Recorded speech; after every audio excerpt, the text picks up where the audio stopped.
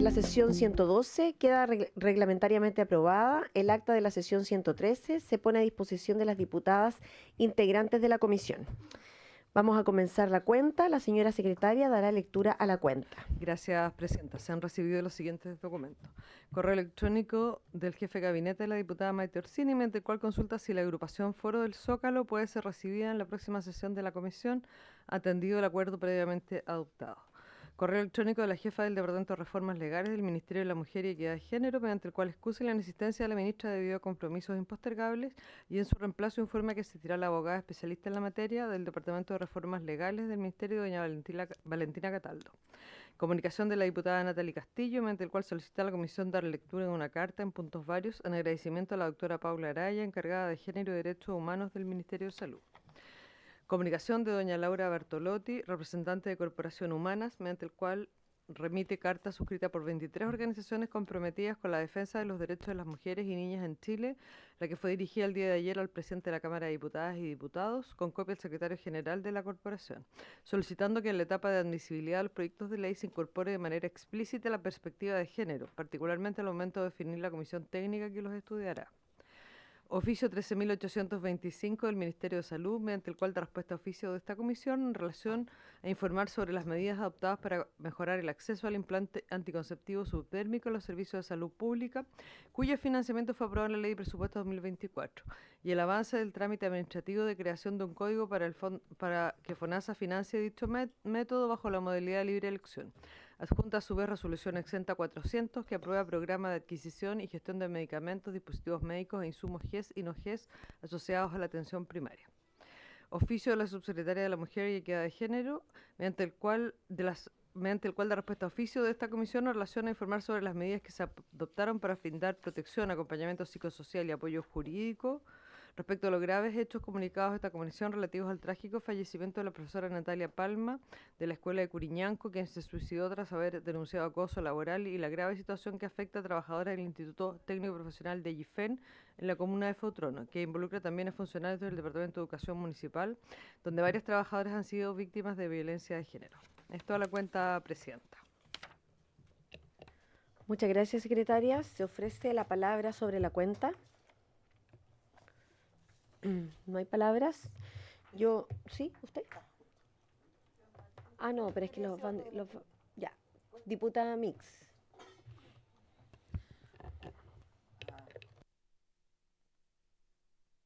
Ahí sí. Gracias, presidenta. No me acuerdo el número del documento. Eso, permiso, perdón. Pero, sí, me quería referir al punto 4 de la cuenta, presidenta, sí.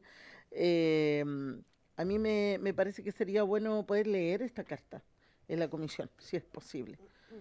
Eso, presidenta. Me parece que va en directa línea con ¿cómo se llama? Con lo que hemos planteado nosotros. Y lo otro es que la diputada Natalie Castillo también pide que leamos una carta en puntos varios. Pues son puntos varios. No, sí. Ya, no, pero lo del punto 4 de la solicitud a la Secretaría General y al presidente.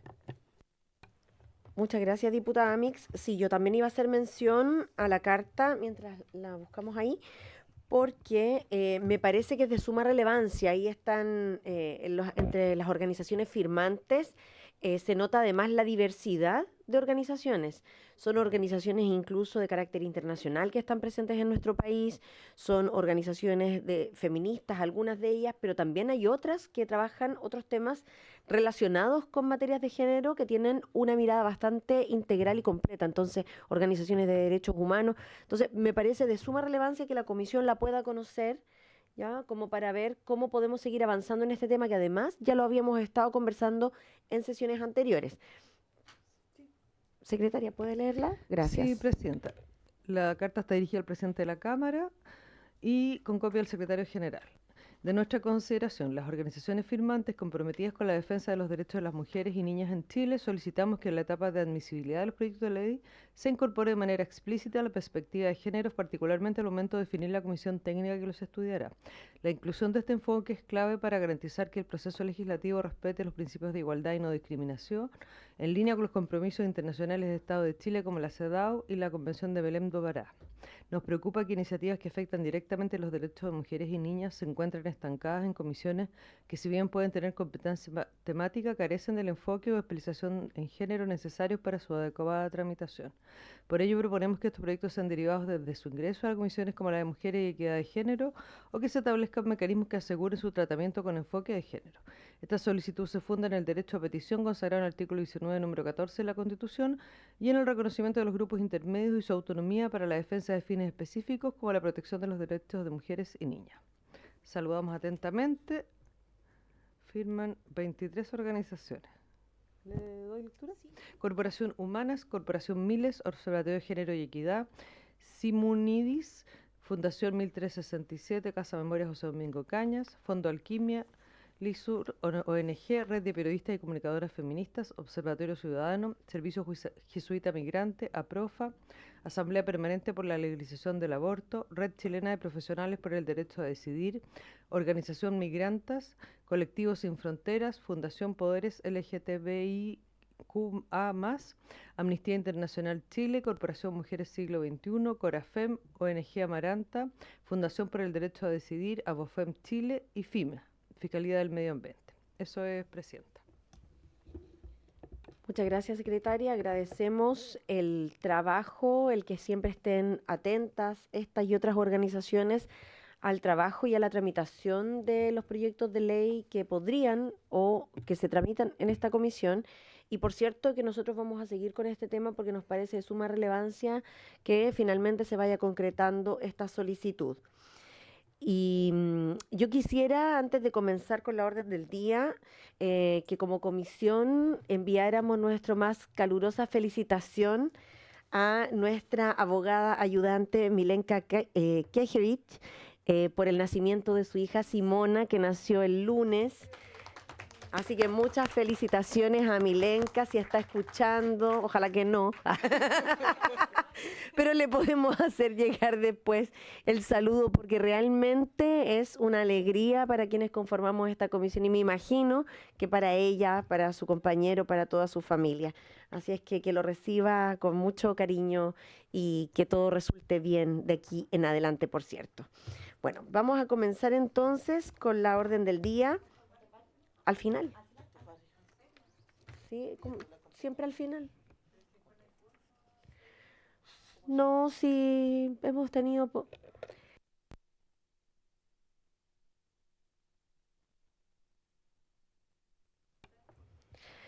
Bueno, tenemos la disposición de estar hasta el final. Creo que es importante también que las diputadas tengamos esa disposición, estar hasta el final de la comisión. De todos modos, para que sea más ordenado y para que los puntos se puedan tratar con toda la, digamos, diligencia que esto nos merece, vamos a dejarlos para el final, pero vamos a asegurar que tengan el tiempo suficiente. ¿Ya? Esa es como la voluntad que hemos tenido hasta ahora. Dígame, diputada.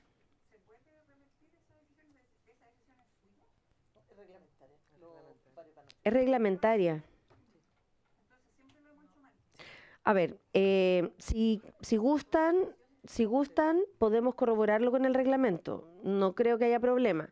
Pero yo les quiero decir que desde que me integré a esta comisión y desde que al menos me toca presidir, no ha habido problemas para tener puntos varios. Y yo creo que si somos integrantes de esta comisión, somos de principio a fin. No sé, desde que yo estoy diputada ha sido así, no hemos tenido ninguna dificultad y yo les quiero pedir, si es que no pueden quedarse a la sesión o tienen dificultades, busquen una manera de tener los reemplazos correspondientes si es que no pueden venir. Pero yo creo que es responsabilidad de todas estar hasta el final de la comisión. Bueno, vamos a... Bueno, 2 palabras. Diputada Olivera, sí, Presidenta, diputada es que Weiss. no se trata de... Porque nosotros siempre estamos hasta el final, pero cuando sesionamos, y creo que fue usted presidiendo, cuando vino Paola Zapata, estuvieron conectadas las personas aquí, no sé si fue hace 2 o 3 semanas atrás, no había quórum para enviar oficios. Entonces, no tuvimos quórum ese día, o sea, yo memoria tengo. No teníamos quórum ese día para enviar oficio, entonces eso es lo que, sí, pero presidenta, no sé cuál es el problema de dejar los puntos varios a lo mejor al principio y de establecer un tiempo para aquello. Bueno, yo le pido, presidenta, que para la próxima oportunidad se pueda analizar, ojalá con toda la comisión. Gracias. Gracias, presidenta. No, a mí me interesaría que se aclarara si es normativo, porque lo hemos hecho antes, más allá de su presidencia, que obviamente tiene la facultad para ordenar la tabla también, pero porque lo hemos hecho mal entonces siempre, y en las otras comisiones en general, por lo menos las que yo estoy, siempre los puntos varios al inicio, entonces creo que igual es importante lo reglamentario, más allá de que si nos quedamos hasta el final o no, bueno, uno hace los esfuerzos y llegará al final. Si no puedo, yo por ejemplo ahora tengo vivienda, que hay un proyecto que estoy firmando, el tema de las mallas protectoras. Pero volveré al vario, en fin, me la arreglaré. Si solo para tener la claridad desde lo normativo, más allá de que suscribo lo que también plantea la diputada Olivera, si eso se puede modificar. Es su facultad, pero igual que quede claro lo que yo a lo menos pienso que debiese ser al inicio. Pero lo normativo me interesa. Gracias. Sí, bueno, la práctica parlamentaria habitualmente se hace al inicio, pero la verdad es que el artículo 300 del reglamento señala que dice, las comisiones en los casos que proceda destinarán hasta 10 minutos, una vez llegada la hora de término de sus sesiones, a votar aquellas proposiciones que no hayan requerido un pronunciamiento inmediato y que deban producir efecto para la o las sesiones siguientes. No existe algo llamado varios en el reglamento, pero sí, la norma que se utiliza y la que el secretario nos ha pedido en reiteradas oportunidades a todos los secretarios de comisiones es que utilicemos esta norma y que los varios se hagan al final de la sesión. Ahora, la mayoría de las comisiones en educación me pasa a mí y en ciencias también que se hace al inicio, pero lo reglamentario es hacerlo al final.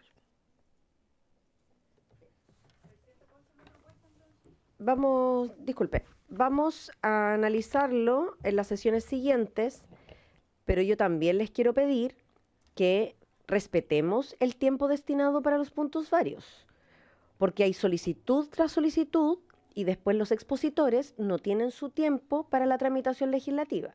Y yo creo que lo que no podemos hacer es mal utilizar el tiempo, entendiendo que la comisión es bastante extensa, pero siempre todas tenemos mucho que decir.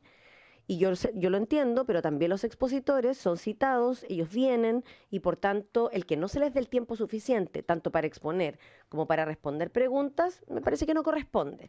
Entonces, hoy día ya está estructurada así la sesión. Mientras más nos demoramos, menos posibilidades vamos a tener de escuchar a los expositores. Son 3 expositores. Creo que ha funcionado bien la fórmula que hemos adoptado en las últimas sesiones, de darles un tiempo determinado, después las preguntas y después se pasa al punto siguiente, donde también tenemos a la Comisión para el Mercado Financiero y después los puntos varios. Entonces, si quiere hacer una propuesta, dígala por favor, diputada, y continuamos. Gracias, presidenta. Sí, yo soy súper respetuosa con lo que usted dice, por lo tanto, la propuesta que quiero hacer, entendiendo también el reglamento, que se estipule de aquí en adelante que se le dé los 10 minutos últimos o 15 a la sesión. Entonces, que seamos capaces también de terminar a lo mejor con los temas que están programados en la tabla, para que todas las integrantes de la comisión podamos exponer los puntos varios que también son importantes. Eso, presidenta. Gracias.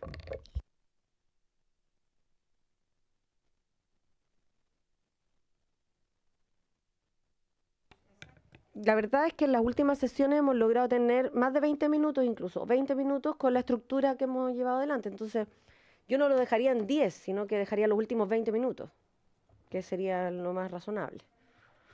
Los últimos 20 minutos, entonces, quedamos como acordado. Bien, pasando a la orden del día, entonces,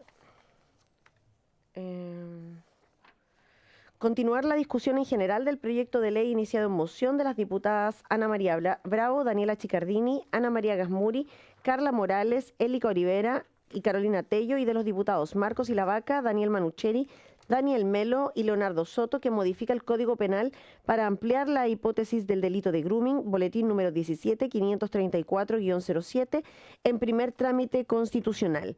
Para tales efectos se encuentran invitados la ministra de la Mujer y Equidad de Género, doña Antonia Orellana Guarelo, quien se excusó, y en su reemplazo asiste la abogada especialista en la materia del Departamento de Reformas Legales, Valentina Cataldo, y el coordinador de investigación en explotación sexual de niños, niñas y adolescentes, don Edgardo Toro Quesada. Lo acompaña doña Claudia Andrea Carvajal Rojas.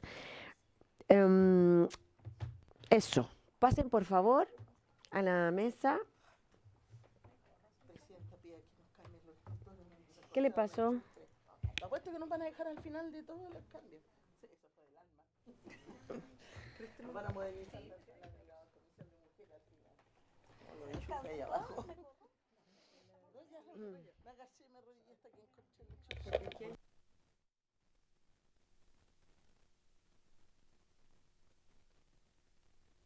Muchas gracias, bienvenidas, bienvenido.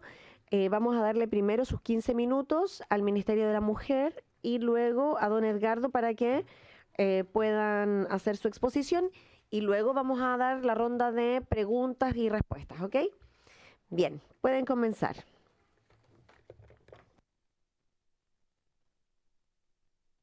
Gracias. Muchas gracias, presidenta. Saludarla a usted y por su intermedio a todas las personas asistentes.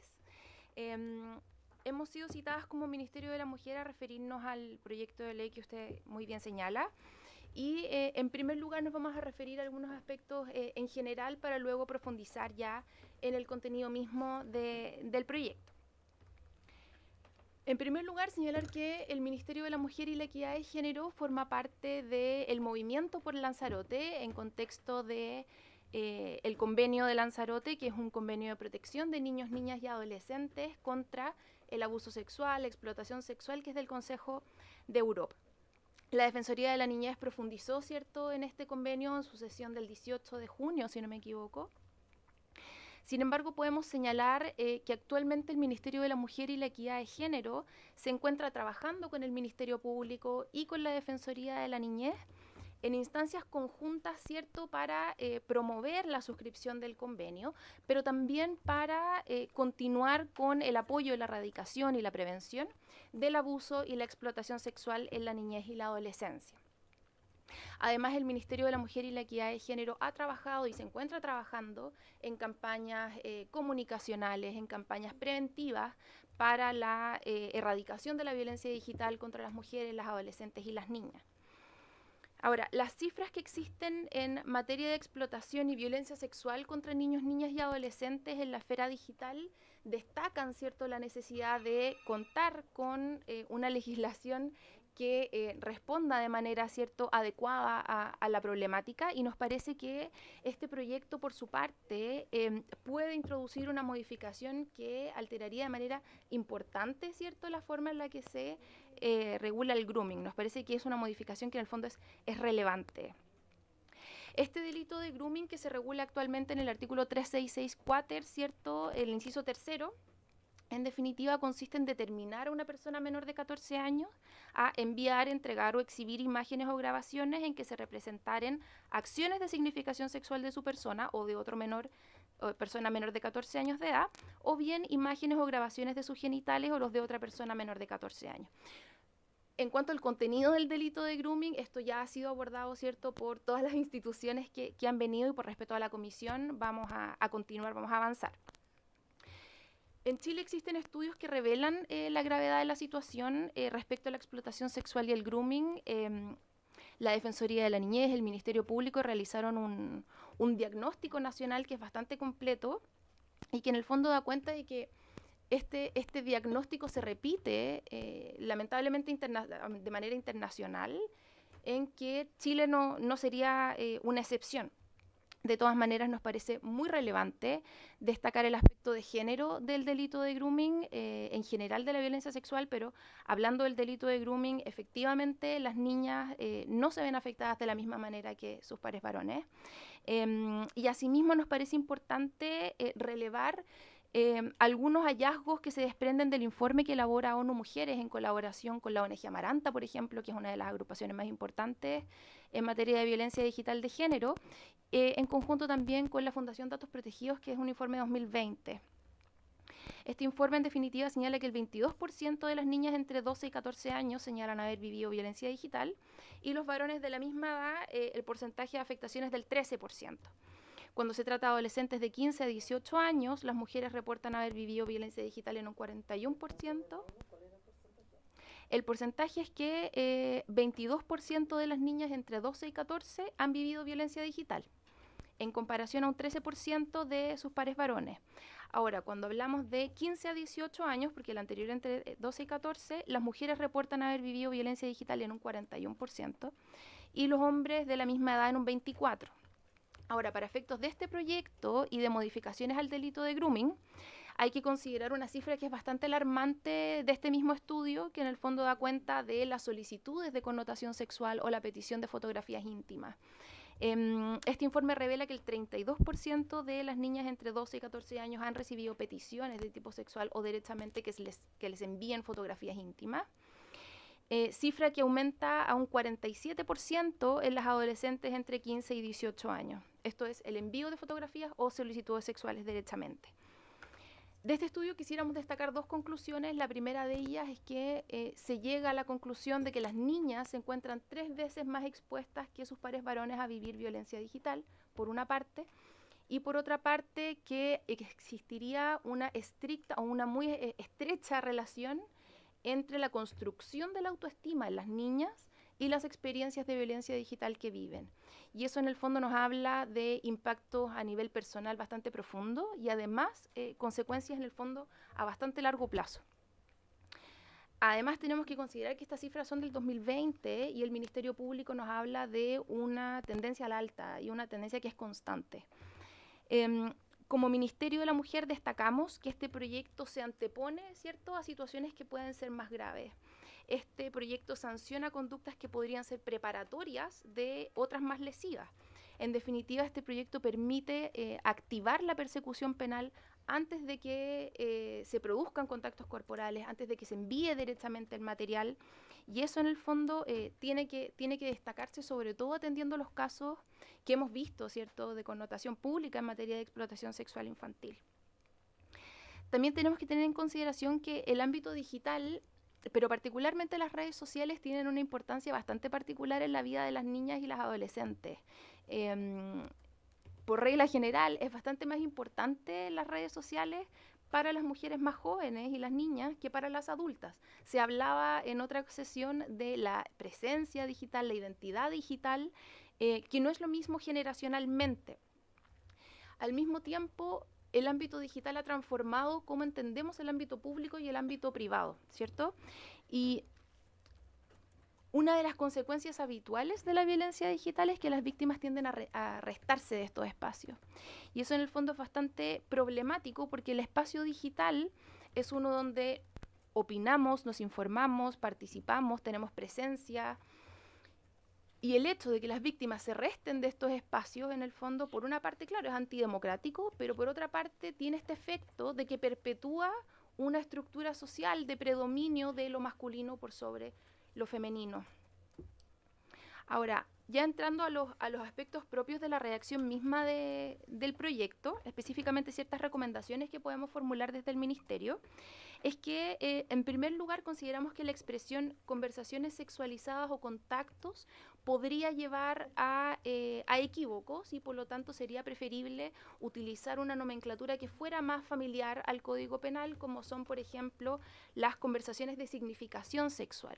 El Código Penal se refiere a este concepto en el propio 3664, en el 161C, que es el delito de captación y difusión de imágenes íntimas en la vía pública. Incluso en los propios títulos de los delitos sexuales se utiliza el concepto de significación sexual. Por lo tanto, para nosotras eso sería ideal.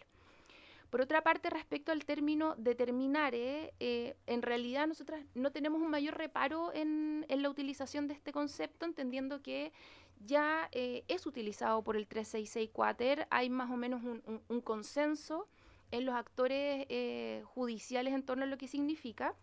Sin embargo, si las honorables diputadas estiman que se puede utilizar otro concepto, tampoco estimamos que sea complejo en la medida que siempre utilicemos, sobre todo en la parte de los delitos sexuales, conceptos que sean familiares al Código Penal. Respecto a la pena, consideramos que por tratarse de una sanción de un acto preparatorio, no sería conveniente que tuviera la misma pena que aquello para lo cual se está preparando, sino una pena un poco menor. Creemos que por lo menos debiera ser un grado menor, ya que en el fondo estaríamos aplicando al grooming el mismo delito que el acto preparatorio para el mismo. Tenemos dos recomendaciones más que se relacionan entre ellas. Por una parte es la referencia a los medios tecnológicos y la otra es la ubicación de la norma. La propuesta normativa describe la utilización de medios tecnológicos. Nuestra recomendación sería reemplazar aquello por la expresión por cualquier medio, permitiendo así incluir los medios físicos sin dejarlos fuera, pero además porque el inciso quinto del 3664 se refiere a la posibilidad que estos delitos se cometan por medios electrónicos. Entonces, de esta manera sería positivo desde la técnica legislativa señalar que el delito se puede cometer por cualquier medio, manteniendo la redacción en el 3664, entendiendo que se podría cometer por medios digitales también. Ahora, la recomendación de mantener en el 3664 no solamente responde a aquello, sino también porque es necesario considerar que las reglas sobre delitos sexuales constituyen un entramado legislativo bastante complejo y bastante extenso. Entonces, si modificamos un artículo en el párrafo sexto del título séptimo del libro segundo, eso va a repercutir en otras normas y eso puede tener también una especie de complejización del abordaje de cada caso. Me refiero, por ejemplo, a que existen normas en materia de delitos sexuales que están en el Código Procesal Penal, que están en la Ley de Responsabilidad Penal Adolescente, y estas normas se remiten a artículos específicos del Código Penal.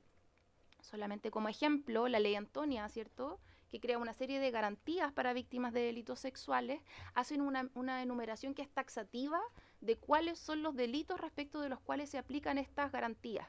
Entonces, si es que vamos a modificar esta norma en un artículo nuevo, vamos a tener que asegurarnos que todos los otros artículos también se remitan a él y que en el fondo haya una coherencia normativa. Si lo hacemos en otro artículo, vamos a tener que modificar el 109 del Código Procesal Penal, el 109 bis del Código Procesal Penal, el artículo cuarto de la Ley de Responsabilidad Penal Adolescente, mientras que si lo hacemos como ya está en la propuesta, en la misma ley, en el mismo 3664, no tendríamos este problema y tendría una facilidad ahí en cuanto a técnica legislativa.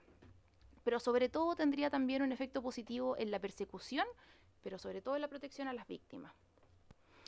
Para ir terminando, cabe recalcar que la ley 21.675 es una ley marco para el abordaje de la violencia contra las mujeres, las niñas y las adolescentes en razón de su género, la que en todo su texto tiene ciertos mecanismos de protección a la niñez y la adolescencia cuando son víctimas de esta forma de violencia de género.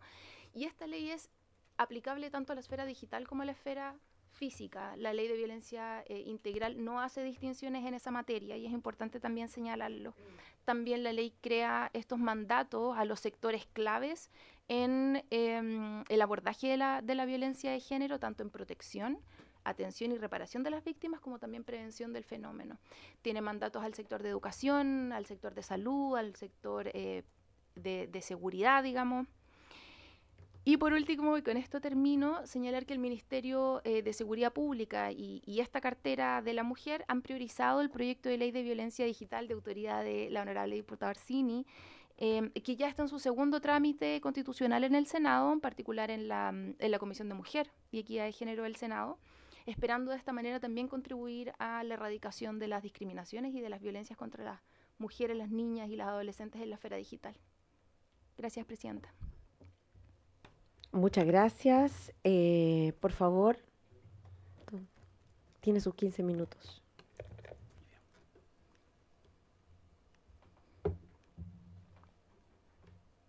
Solo por el tiempo, ¿no? Porque uno se entusiasma y habla hasta el... Bueno, primero buenas tardes, Presidenta, por su intermedio. Yo traje una pequeña presentación, pero bueno, ahí está. Estaba con tecnología. Gracias. Esa es la presentación que tiene errores que le faltan letras. Mil disculpas, porque es tecnología y es con textos, pero bueno, es la...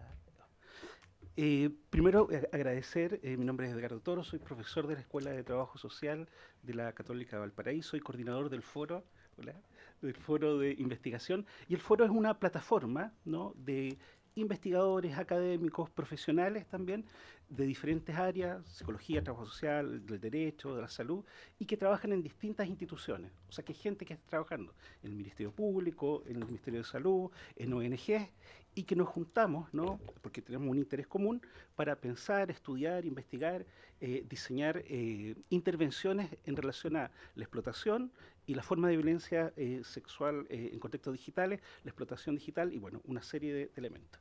Y lo que nosotros hemos ido pensando, discutiendo, y que voy a tratar de compartir brevemente acá, ha surgido producto también de la colaboración, ¿no? De la colaboración entre algunas de esas instituciones y algunas de esas cosas que hemos hecho. Y nos parece muy importante, y agradecemos la invitación, porque yo, sin ser mi área, ¿no? El derecho, entiendo que el derecho se alimenta con el derecho, ¿no? De esa red de interrelaciones, ¿no? Entre los distintos decretos, leyes, pero es muy importante que también el derecho pueda y las leyes puedan informarse por la evidencia, ¿no? De tal manera que esté actualizada. No obstante, tenemos que aceptar algo, ¿no? Los fenómenos de violencia en contextos digitales van a un ritmo de 100 kilómetros, los soportes y los apoyos que dan para eso, ¿no? Los programas reparatorios, van a 50 kilómetros, bueno, y la ley va un poquito detrás, ¿no? Y eso hay que aceptar esa tensión, ¿sí? De tal manera de no angustiarse. Yo quisiera compartir tres ideas, ¿no? Lo primero, que es una evidencia, la brecha generacional con niñas, niños y jóvenes, que no es solo el dato de la edad, que ya es un tema, sino que es una suerte de concepción de mundo, ¿no?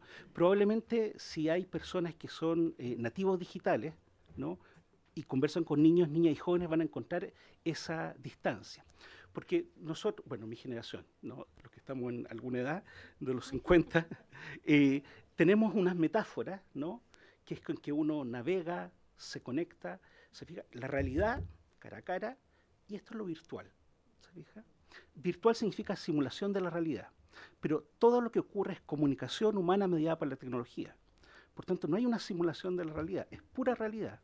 Por tanto, esta idea de que esto sí es real, ¿se fija? Que nos pasa a nosotros, le pasa a los jueces, le pasa a los servicios que apoyan, no tiene ningún sentido para los niños ni jóvenes. Ellos dicen, hay una única realidad, un continuo analógico digital, por tanto, una serie de mensajes, como decir, bueno, te voy a cortar el internet, te voy a quitar el teléfono, se decodifica como, te voy a sacar de la realidad. No tiene ningún sentido esa cosa, ¿no?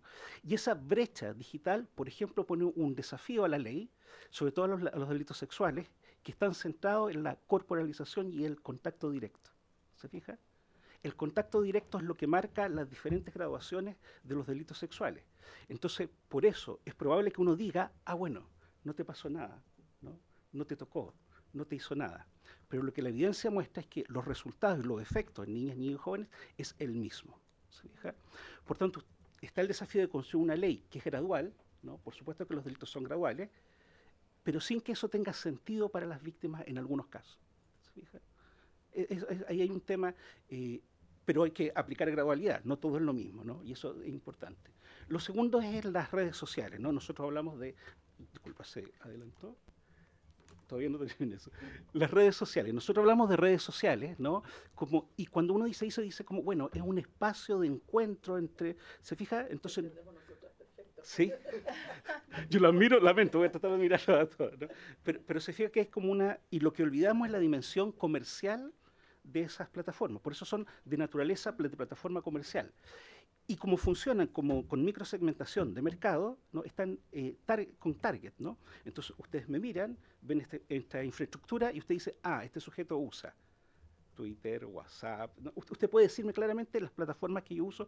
Y yo digo, ah, es que tengo mi Reddit. Y usted va a decir, ¿qué es eso? ¿Y por qué lo usa? Cuando uno habla con los jóvenes, dice, por bromear, ¿no? Uno dice, entonces nosotros no tenemos cómo saber. Y ese es el problema. El mundo adulto no tiene cómo saber cuáles son las plataformas que están dirigidas por su funcionamiento de los muros algorítmicos, no tenemos cómo saber cuáles son. Por tanto, decimos leceras, ¿no? Decimos que, bueno, ten cuidado con eso. ¿Con qué? Bueno, con eso que te puede... ¿Qué? Y ahí se acaba la conversación entre el mundo adulto y el mundo infanto-juvenil. Entonces, es probable que hay que ser muy conservador en identificar plataformas en las leyes. Tiene que ser más bien genérico, ¿no? Porque no sabemos y no sabemos cuáles vienen. Y porque la industria tiene poco incentivo para ser protector. Eso es un dato importante. Por tanto, hay que pensar leyes en un formato analógico, ¿sí? Es donde hay un continuo online-offline. Es una única, incluso cuando lo digo es para traducirlo al mundo adulto. Es una única realidad, ¿se fija? Bueno, ¿y cómo opera entonces la gradualidad de la ley con ese contexto? Ahora sí, yo sé que porque vi las comisiones anteriores, entonces yo sé que ustedes tienen datos y los datos son los pocos que tenemos. No tenemos tanto datos y eso también es un elemento importante. Hay algunos que son muy interesantes, por ejemplo, la encuesta de polivictimización, que es la mejor data que tenemos en términos de violencia contra las niñas en todas sus formas. Entonces, algunos resúmenes, ¿no? Lo que sí sabemos con datos nacionales e internacionales es que ha ido aumentando las formas de violencia en contextos digitales. Y ahí es interesante, por supuesto, y estamos todos en eso de una perspectiva de género.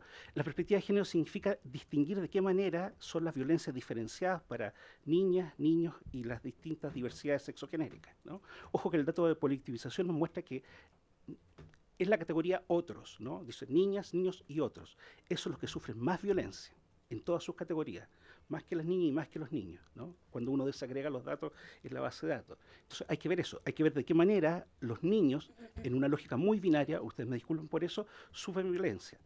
Uno dice, los datos que sabemos es que hay tú lo presentabas muy bien, como esta diferencia, pero cuando se hacen estudios de niños muy pequeños, ¿no?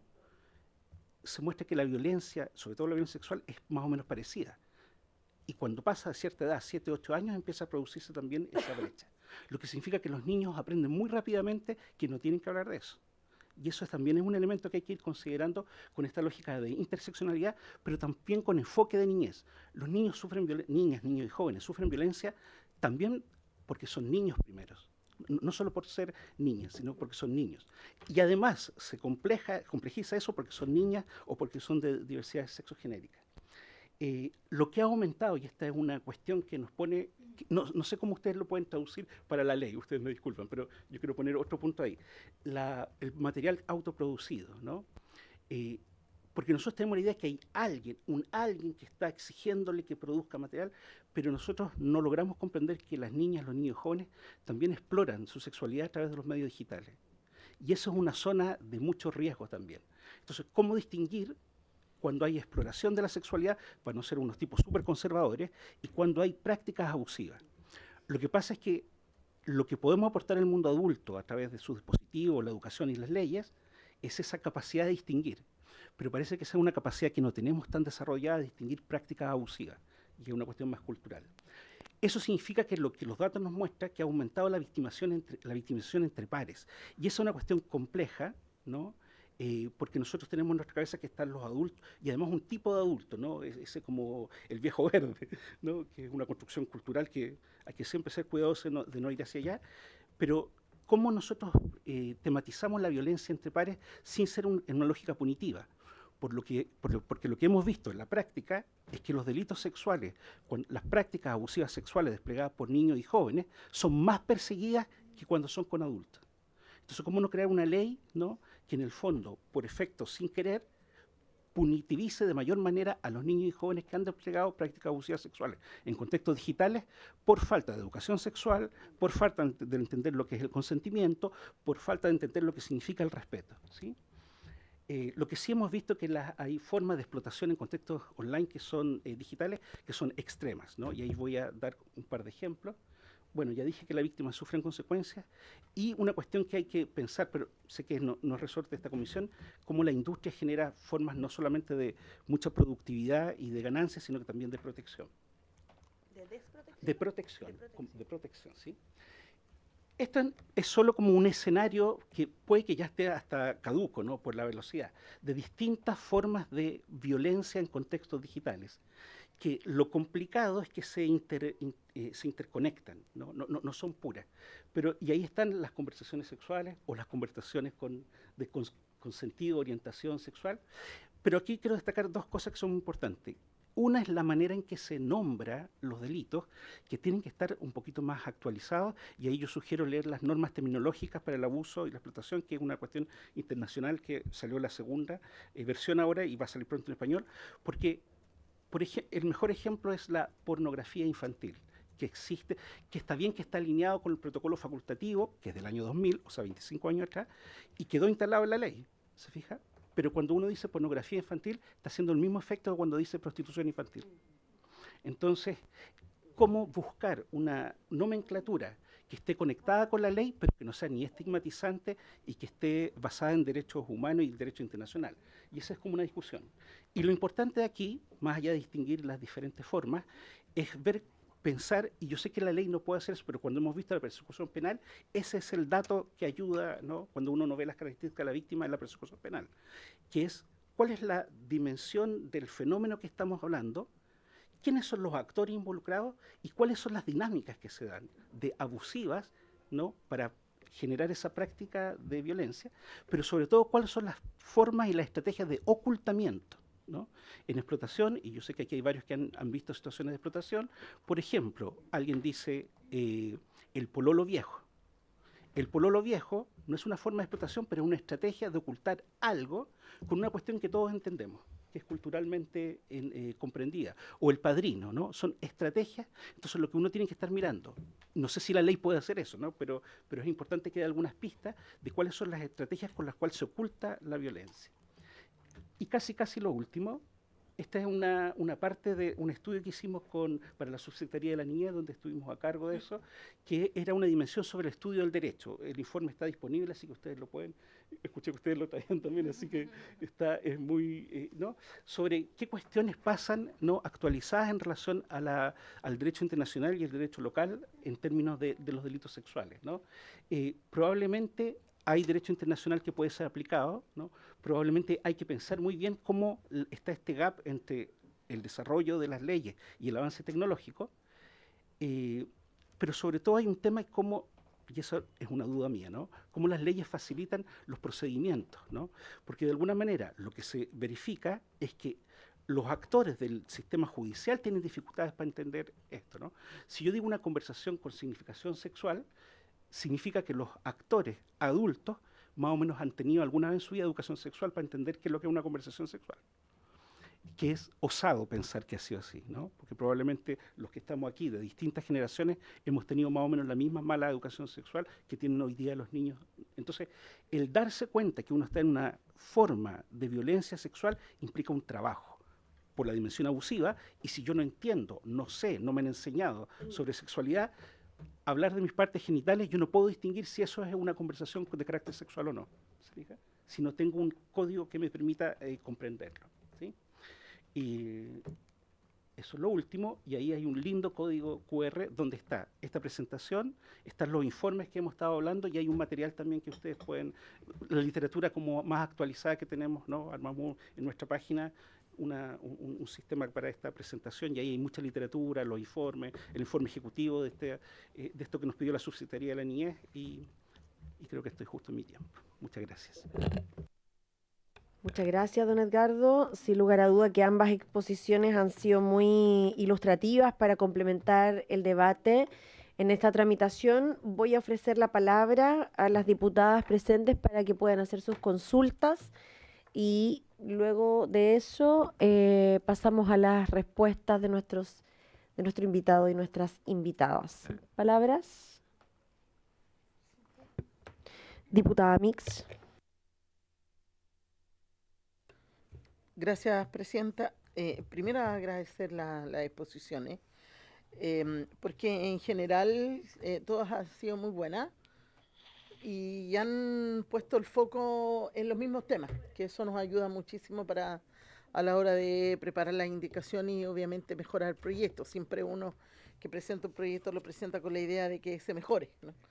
Y en ese sentido, al menos las observaciones del Ministerio de la Mujer coinciden con la mayoría de las observaciones hechas tanto por la Defensoría como por la Fiscalía, como por la Defensoría de la Niñez también, y eso nos ayuda mucho a la hora de volver a redactar algunos contenidos de la ley.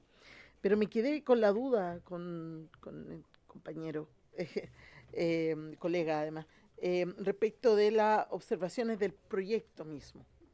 Yo no sé si podría profundizar más, incluso en aquellos aspectos que nosotros hemos revisado con más ahínco, exacto, gracias. Como que tiene que ver con la forma en que podríamos, por ejemplo, a propósito de cambiar contactos por cualquier medio, a pesar de que es un medio digital, en fin, varias observaciones que se han repetido. Entonces me gustaría que él pudiera a lo mejor observar más el proyecto de ley mismo. ¿Ah? Eso nada más, presidente. Muchas gracias, diputada Mix. ¿Alguna otra palabra, pregunta? Diputada Gasmuri, vamos a apagar el micrófono. Algo parecido aquí con la diputada, pero sí, estoy de cansancio. No, bueno, Presidenta, por su intermedio, quiero agradecer estas exposiciones. Han sido muy clarificadoras. Concuerdo en la necesidad quizás como de referirlo más precisamente a todos los aspectos del proyecto, como para poder hacer las indicaciones. Y en base a lo que hemos estado escuchando, ¿cierto? Me gustaría quizás un poquito más de explicación o extensión en la explicación de los efectos de quienes han sido expuestos a estas imágenes desde temprana edad y la diferencia entre estar expuesta a imágenes o enviar imágenes o cuando ya entra la interacción con texto, o sea, como la gradualidad que hay en esto y cuáles son los efectos. Y alguien que desde muy pequeño está expuesto a esto, ¿cómo se ve las consecuencias, digamos, a largo plazo? Quizás un poquito de explicación en ese sentido. Ofrezco la palabra. Bien, le damos la palabra a nuestras expositoras y a nuestro expositor.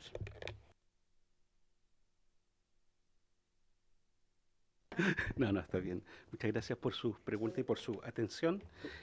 A propósito del mismo proyecto, probablemente mi dificultad tiene que ver con sobre todo la terminología, ¿cierto? Porque la pregunta es, ¿en qué contextos las conversaciones sexualizadas o con significado sexual, ¿no? Y ahí hay que distinguir bien. Desde un punto de vista del derecho, yo sé que está como una interacción, pero desde un punto de vista como de la interacción, los seres humanos, a través de lo digital, interactuamos en conversaciones que tienen un sentido, ¿no? Queremos cosas. Entonces, si es de significación sexual o son directamente sexuales, marca la diferencia, creo yo, cuando se dice, ¿no? Yo diría que lo que ha pasado desde un punto de vista, no es mi área del derecho, pero desde un punto de vista de visto cómo se han, ¿no? Y acompañado equipos y acompañado el equipo del Ministerio Público cuando persiguen delitos, esa ambigüedad, ¿no? Y ese eufemismo de decir, ¿no? Es una conversación que está en el ámbito y en la esfera de, ¿no? Que puede tener un sentido para el derecho, pero yo lo desconozco, tiene efecto en la persecución penal que da a los actores mucha ambigüedad y le da la posibilidad de decir, bueno, pero la verdad no fue tan sexual eso, ¿no? Tuvo un guiño a la vida y al cuerpo. ¿Se fija? Pero esto yo lo he visto como desde las dificultades que tiene la persecución penal a veces los actores, ¿no? Y esto ya no es un problema de ustedes, pero como en los delitos sexuales el peso de la prueba se pone en las víctimas, ¿se fija? Entonces yo, si le pregunto a una niña y a una joven, dígame ya, pero ¿usted lo sintió sexual o no? ¿Se fija? Y uno deja de ver la intencionalidad de los sujetos involucrados. El gran problema que tenemos, o la gran situación, es que uno tiene una imagen de que andan adultos, hombres o mujeres, o cualquier posibilidad de género, haciéndose pasar como jóvenes y niños, y eso no es así. Los niños, niñas y jóvenes sean perfectos, los jóvenes y adolescentes, tal vez los niños es más difícil, y ahí tengo un sesgo también porque no veo bien las niñeces, ¿no? Pero las juventudes y la adolescencia distinguen claramente cuando están hablando de una persona que es más grande que ellos, o más chico que ellos, y mucho, mucho, mucho más grande. ¿Sí? Entonces, la pregunta es, bueno, si saben que es un adulto, ¿cierto? Haciéndose pasar por adulto, no, por la forma de comunicación, por el tipo de signos que usa, ¿qué hace que sigan conversando? Y ahí está probablemente un punto que mencionaron que tal vez yo no lo logro ver solo por mi ignorancia, que está como preparación para algo que viene después. Esta idea de que hay formas que son de preparaciones, ¿no? Me parece que en el caso de la conversión sexual tiene intención de mantener conversiones sexuales porque eso en sí mismo es una práctica que potencialmente puede llevar a otras, te pido otras cosas, o puede quedarse ahí. ¿Se fija? Entonces ahí solo diría cómo se logra con otros actores, ¿no? Una mayor claridad en el delito que se quiere perseguir, pensando en los actores del sistema judicial, que lo que van a tratar de poner es mucha ambigüedad, ¿no? Eso es lo que nosotros vemos, ¿no? Los defensores, el fiscal, los jueces van a decodificar eso, no desde el punto de vista judicial. Cuando uno está en los juicios, a veces hemos ido, la decodificación no es judicial, la decodificación es cultural. Entonces, yo diría que tiene que aportar mucha claridad en términos de eso. yo no ayudo en nada, porque, bueno, no. Sí, es que Diputada sobre ese Gamuri. punto, no sé, y a lo mejor yo estoy malinterpretando y me gustaría despejarlo, que siento que esto último se contradice un poco con lo expuesto por la anterior expositora, o me equivoco. Para que lo despejemos, ¿no? En el sentido que ella señalaba, por intermedio de presidenta, que la preparación tendría que tener una penalización, al menos un grado distinta que la ejecución, pero aquí vemos que también de nuevo se confunden estos ámbitos y que se daría paso a esta ambigüedad. Entonces me gustaría que pudiéramos, en aras del proyecto, digamos, poder despejar esos puntos. Yo creo, presidenta, lo último con esto, que la idea es que podamos afinar el proyecto con todas estas caracterizaciones que hemos tenido aquí para que no tengamos estas ambigüedades, para que tengamos la certeza de que el proyecto va a cumplir la finalidad que pretende. Eso. Gracias, diputada Gasmuri. Por favor, del Ministerio de la Mujer. Ahí ustedes ven Sí. quién contesta. Gracias, presidenta. No, muy breve, y le doy también la palabra a mi compañera Paloma Galás, jefa del Departamento de Reformas Legales. En nuestro sistema penal se sanciona y ya ha quedado zanjado que el delito de grooming del artículo 366 se entiende como un delito de resultado. Y en esta propuesta legislativa lo que se hace es responder penalmente antes de ese resultado del delito de grooming, independiente de si la finalidad del agresor o la persona que agrede sea concertar algo posterior o no. Lo cierto es que nuestro sistema penal sanciona ese delito como un delito de resultado. Es por eso que esta normativa lo que propone es activar el mecanismo penal sancionatorio como un delito consumado a estos actos que son previos a que se concierte un encuentro, previos a que exista un contacto corporal.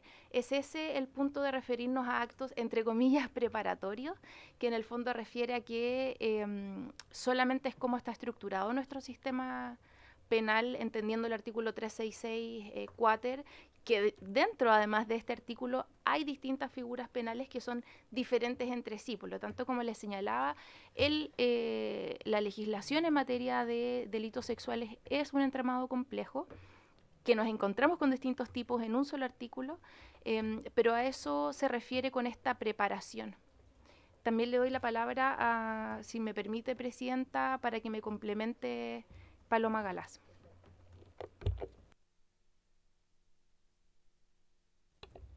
Muchas gracias, presidenta, y por su intermedio también aprovecho de saludar a las diputadas asistentes a la comisión, entendiendo que estos lenguajes en estas presentaciones ambos pudiesen parecer contradictorias al ser complementarias en el fondo por estar en distintas esferas de cómo se aborda el problema de la violencia de la niñez y la adolescencia en la esfera digital.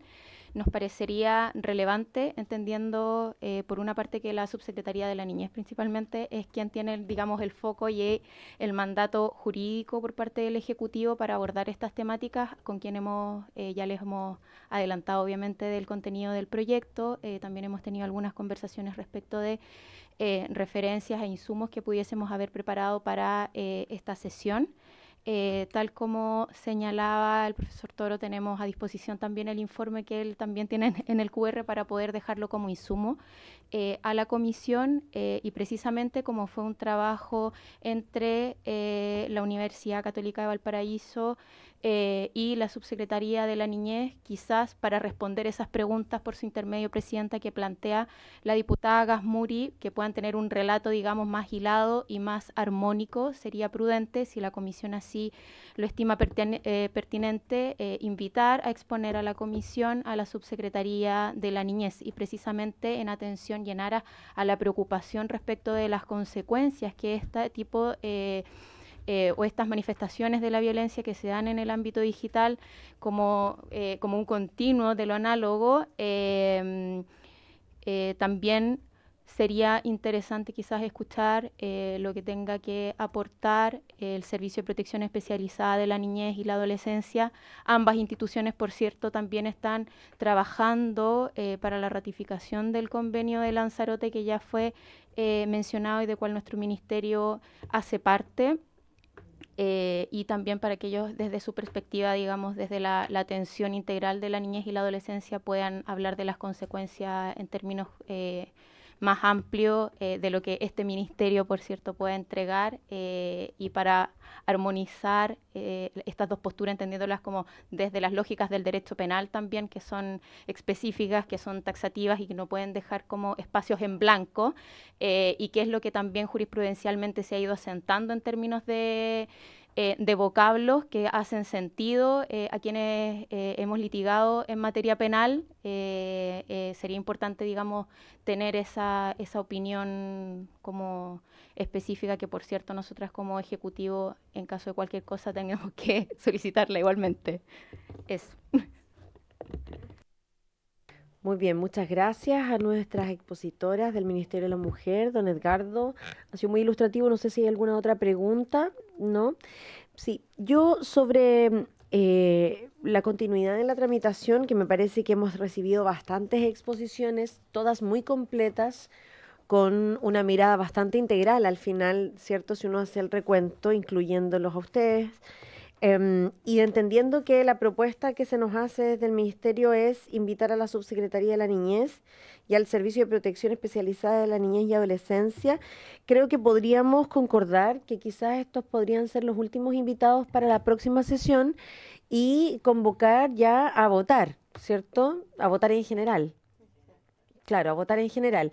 Escuchamos a estos dos servicios, a la subsecretaría y al servicio, y dejamos citado para votar en general y ahí fijamos plazo de indicaciones. ¿Les parece? Bien. Tomemos el acuerdo entonces, por unanimidad, se acuerda. Bien, muchas gracias, realmente son muy buen aporte a esta comisión, muy amables. Nos van a enviar entonces la minuta y el estudio. La presentación de don Edgardo ya la tenemos a disposición en el WhatsApp, así que muchas gracias. Bien, vamos a pasar entonces al segundo punto de la tabla para tratar la problemática del incumplimiento de las medidas establecidas en la Ley 21.484 sobre responsabilidad parental y pago efectivo de pensiones de alimentos y las sanciones aplicadas por la Comisión para el Mercado Financiero, la CMF, a bancos, compañías de seguro, cooperativas y sociedades de apoyo de giro bancario.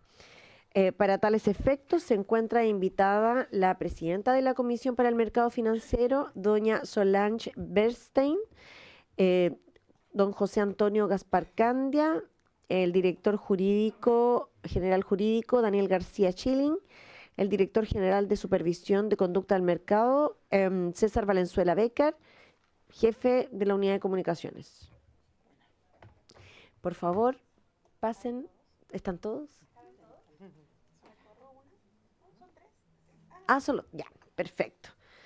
Bueno, bienvenidos, bienvenida. Muchas gracias por acceder a esta invitación. Esta es una audiencia que fue solicitada en sesiones anteriores. Tenemos mucho interés, toda vez que también hemos estado tramitando proyectos de ley para ajustar la normativa del cumplimiento de la ley, que además en la práctica es como finalmente se van viendo cómo aplica. Así es que les voy a otorgar la palabra, 15 minutos en principio para que puedan exponer y luego hacemos una ronda de preguntas y respuestas. Muchas gracias por su intermedio, Presidenta. Agradecer la invitación a presentar sobre este tema que nos ha mantenido... gracias. Que nos ha tenido bastante ocupados durante los últimos años en su implementación. Así que esperamos poder ir resolviendo sus dudas y comentarles un poco cómo ha ido esto, que ha sido desafiante, pero ahí vamos. Déjeme partir entonces con una breve presentación que va a tener un elemento inicial sobre el mandato de CMF y cuál es nuestro rol, el proceso de supervisión, los resultados, los sancionatorios que hemos ido llevando a cabo y algunas conclusiones. Entonces partamos con el mandato de CMF. ¿Cuál es nuestro rol en lo que es esta ley? El artículo 72 de la ley 21.526 que modifica la legislación sobre el pago de pensiones alimenticias, nos mandata a CMF, como Comisión para el Mercado Financiero, a supervisar su cumplimiento en lo que se refiere a las obligaciones contenidas en los incisos primero y segundo del artículo 28. ¿Y qué es lo que dice? Dice que se debe consultar al Registro Nacional de Deudora de Pensiones de Alimentos para operaciones de crédito de dinero iguales o superiores a los 50 UF, retener las sumas que correspondan y pagar las deudas de pensión alimenticia. ¿A quiénes? A quienes justamente estén en el registro que lleva el registro civil. Asimismo, entonces, se confiere a la CMF la facultad para establecer los términos de estas obligaciones de consulta, por lo tanto, teníamos que emitir una norma y contar con los datos para poder hacer una supervisión del cumplimiento. La norma se emitió en junio del 2024, la norma de carácter general 500, que establece el archivo normativo con el cual vamos a poder hacer una supervisión más eficiente que la que hicimos al momento de entrada en vigencia de la ley, porque esto entró en vigencia bien rápido, por lo tanto tuvimos que trabajar con datos que pudimos recabar de las instituciones de una manera transitoria hasta que consolidamos el tipo de archivo que se iba a requerir para fiscalizar esto en régimen. Pero aún con la información, con los archivos transitorios y la documentación y la información que recibimos, de todas maneras fuimos bien efectivos en la supervisión y es lo que les voy a mostrar ahora. ¿Cómo supervisa CMF? En este caso, no siempre es así, sería imposible hacerlo con todo. O sea, no es para generar expectativas de que en todos los casos vamos a poder hacer supervisión como la que estamos haciendo en este. Pero en este caso, como es supervisión que podemos hacer en gabinete en base a datos, estamos supervisando el 100% de los casos. Todo crédito es supervisado si la persona estaba o no en el registro y si corresponde o no a una retención. Por lo tanto, las entidades que están afectas a esta obligación, bancos, sociedad de apoyo al giro, aseguradoras, cooperativas, de ahorro y crédito, las administradoras de mutuos, nos reportan las operaciones de crédito de personas naturales, tal como lo indica la ley, verifican si hay coincidencia de las operaciones en el registro de deudores, nosotros hacemos lo mismo. Entonces recibimos los datos y cotejamos con el registro de deudores que mantiene el registro civil y entonces podemos ver si efectivamente se hizo, si correspondía a esa retención y si esa retención se hizo o no. Cuando encontramos que no hay coincidencia y que no se hizo una retención, se pide una aclaración, porque a lo mejor hay algo que se nos está escapando y que efectivamente no correspondía por algún motivo que tiene alguna justificación determinada, por lo tanto se hace esa verificación de que esté correcto el cumplimiento de la ley o no. Y en los casos en que se confirma un incumplimiento, esto es enviado a la unidad de investigación. Recordar que CMF tiene una unidad de investigación que actúa de manera independiente en los procedimientos sancionatorios para dar curso a un proceso, a un debido proceso sancionatorio, donde a la entidad entonces se le da la oportunidad, se le formulan cargos, se le da la oportunidad de los descargos, periodo probatorio, y finalmente viene un informe al Consejo de CMF, conformado por 5 personas, que yo presido, tengo otros comisionados, como somos 5 personas en total, y ahí se decide si es que amerita o no el incumplimiento una sanción, que en este caso es el doble del monto que tendría que haberse retenido. ¿Qué ha pasado? Cuando vemos qué ha pasado hasta la fecha, las retenciones realizadas por las entidades, acorde al artículo 28 de la pensión de alimentos, por efectos de la aplicación de este artículo, de la retención de créditos, alcanza los 5.500, casi 6.000, ¿no? Entre 5.000 y 6.000 millones de pesos. Por lo tanto, los montos retenidos y pagados son una cifra bastante importante. Estamos hablando de casi 4.000 operaciones con retención.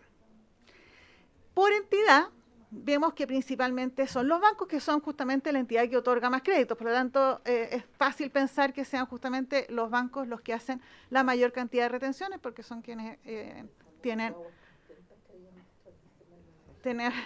tenemos que estar los bancos con un 60% de los montos retenidos, las cooperativas otro tanto, aseguradoras y sociedades de apoyo al giro son las principales entidades bajo supervisión de CMF que están al día de hoy haciendo retenciones por montos bien significativos. Cuando vemos cómo esto ha evolucionado en el tiempo, las retenciones realizadas han ido creciendo. El registro de deudores también ha ido creciendo en el tiempo, así han crecido también las retenciones, que son las barras celestes que ustedes ven en esta gráfica. Las celestes son las retenciones. Las celestes son las retenciones. El rojo son las operaciones sancionadas, son cuando nosotros hemos hecho este cruce y hemos verificado que no se produjo la retención que tendría que haberse producido. Por lo tanto, ustedes ven que es un porcentaje relativamente menor y que además ha ido bajando en el tiempo. La celeste sube, la roja baja. Y vamos a explicar un poquito por qué, porque esta es una ley que se pone en marcha y que cada uno tiene que ir ajustándose a efectivamente dar un adecuado cumplimiento. Por lo tanto, es parte de un proceso de implementación de una norma.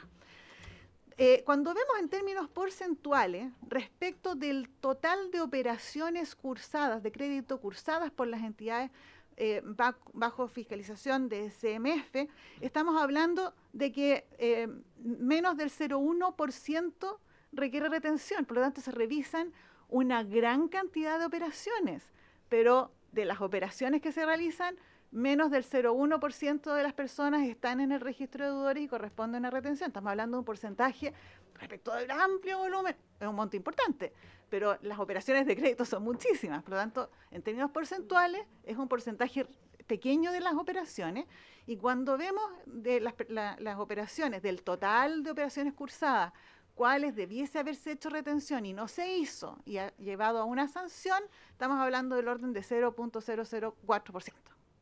Para tener los órdenes de magnitud en la cabeza. Ahora, ¿qué ha pasado en la implementación? ¿Cuál ha sido el aprendizaje de todos quienes formamos parte de los responsables de la implementación de esta ley? Han sido necesarias algunas precisiones normativas, porque está la ley, nosotros teníamos que dictar una norma y habían ciertas precisiones que hacer, por ejemplo, qué operaciones y qué tener el detalle de cuándo esas operaciones correspondían a una renegociación de un crédito y no un crédito nuevo.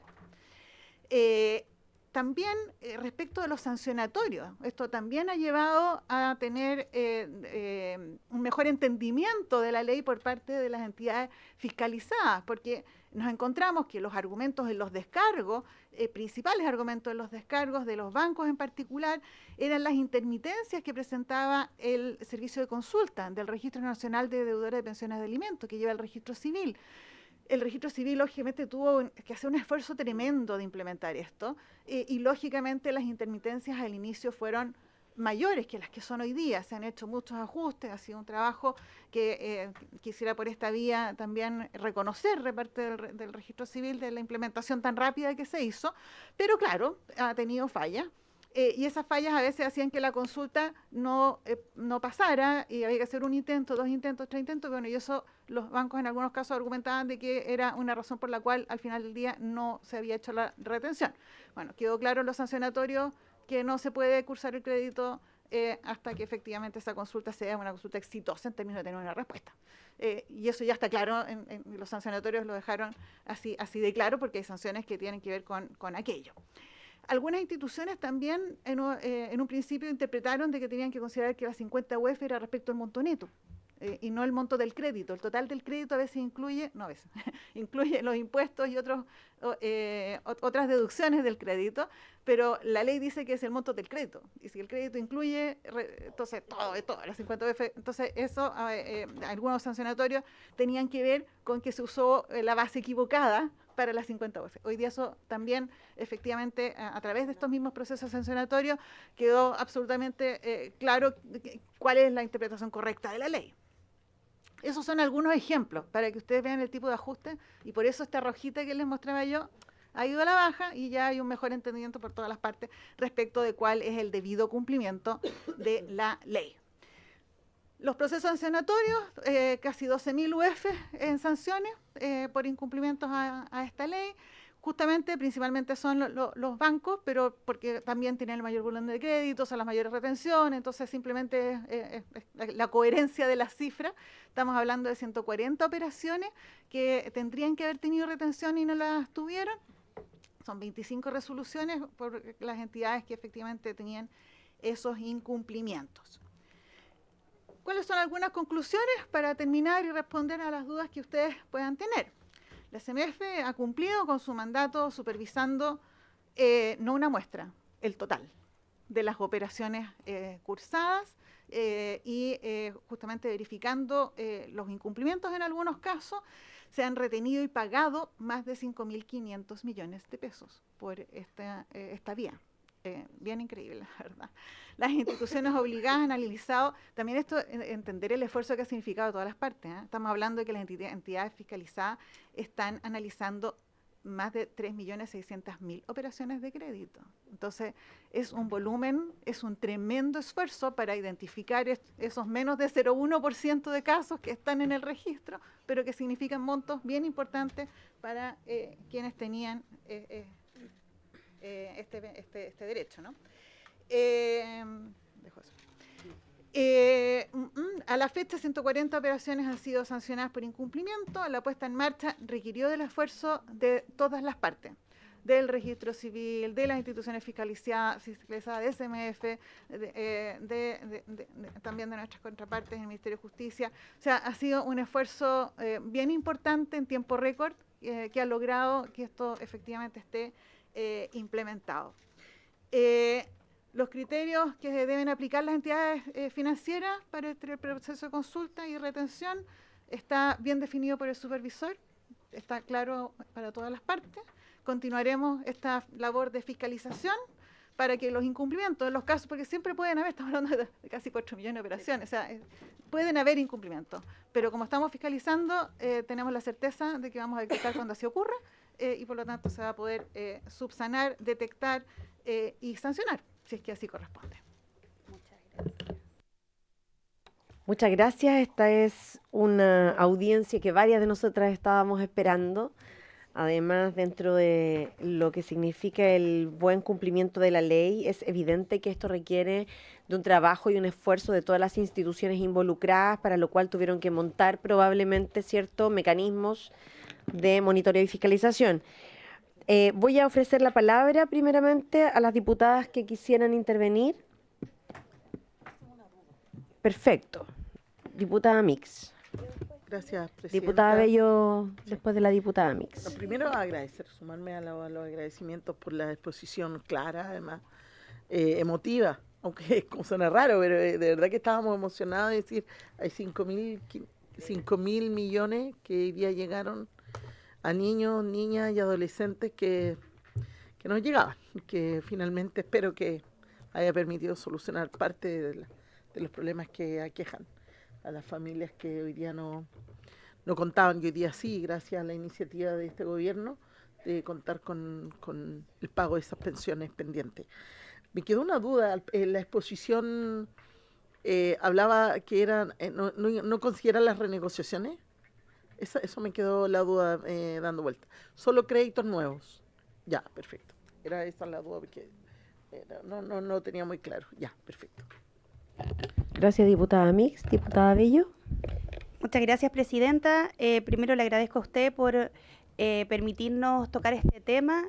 Nosotros desde mi diputación oficiamos a la CMF hace un tiempo, nos respondieron con una contundencia en la información, luego también hubo un reportaje en Televisión Nacional, porque efectivamente esta ley es una ley sentida, es una ley necesaria. Yo también me siento como contrariado, o sea, qué bueno que hayan una gran cantidad de submedineros que se están reteniendo, pero qué pena que hayamos tenido que tener una ley que obligue a los, en su mayoría varones, a hacerla cumplir vía ley. Yo creo que ahí también tenemos que estar pensando en cómo avanzamos en un cambio cultural.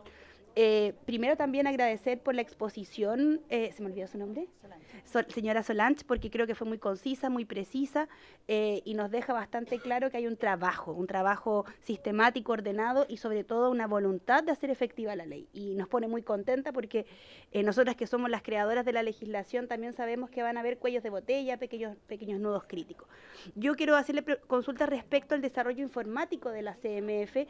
Entiendo que tienen equipos informáticos que están constantemente en reuniones periódicas, pero si ya empezaron las pruebas con las instituciones financieras, y si es que eso ya está listo, ese desarrollo informático, porque pareciera que eso también nos ayuda a llevar a cabo esta tonelada de solicitudes y sobre todo lo que nos han explicado.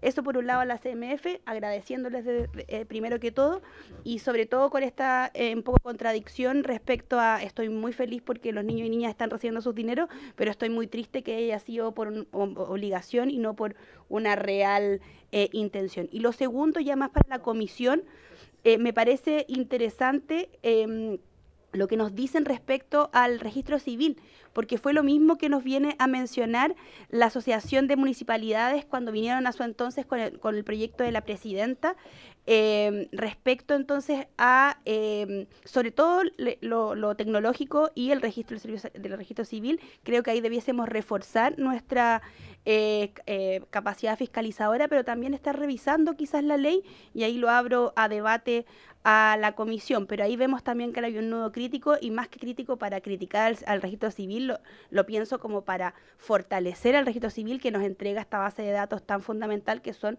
las personas que lamentablemente están en el Registro Nacional de Deudores. Y eso, muchas gracias, presidente, y muchas gracias por asistir. Sí, yo voy a agregar una pregunta chiquitita que me llama la atención y a ver si nos pueden desagregar un poco.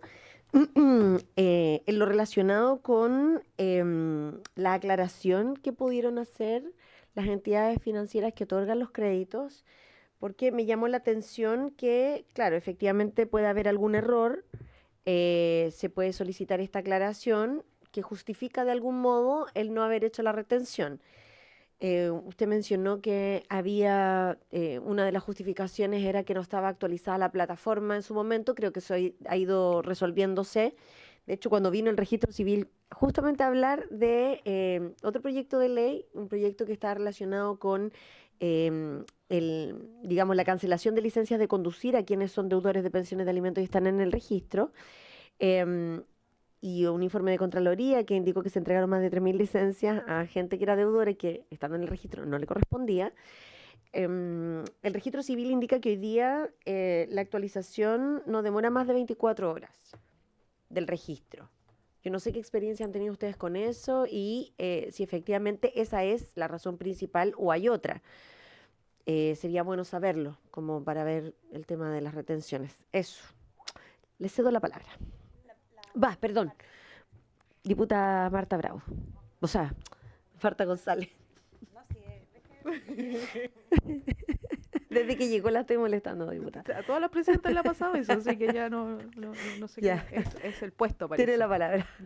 Gracias, presidenta. No, solamente consultar que no sé si lo tenemos nosotros como insumo, pero hubieron unos reportajes en donde se publicaban las entidades financieras que no habían, o sea, que habían incumplido, digamos, esta norma.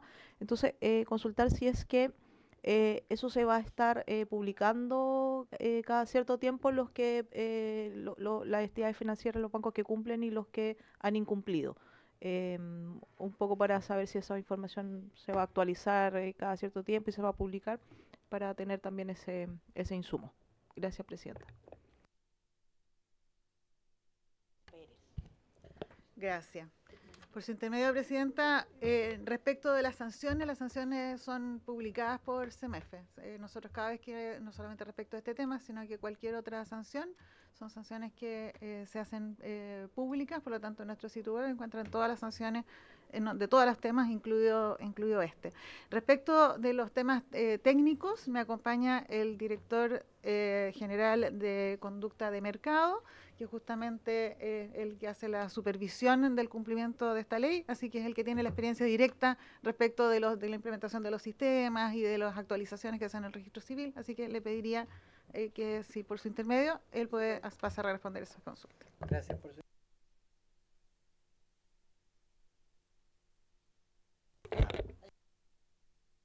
Ahí sí, ya. Por su intermedio, presidenta, efectivamente nosotros tenemos un sistema que es automatizado. Comprenderá que con esos números, con ese volumen de operaciones, no hay una operación manual o humana que pueda desarrollarla. Cuando revisamos el 100% de las operaciones, que se desarrolló un archivo normativo que se le pide a las entidades financieras, donde mensualmente reportan todas las operaciones que se cursan en el periodo. Y lo que hacemos nosotros automáticamente, mediante desarrollos propios, es que cruzamos esa información con la base de datos del registro de deudores vigente a la fecha. Y arroja coincidencia que se generó una operación de crédito que a la vez de una persona que está en el registro de deudores, y eso es una señal de alerta que empezamos a indagar por qué eso sucedió, si tiene alguna explicación plausible para haberse realizado.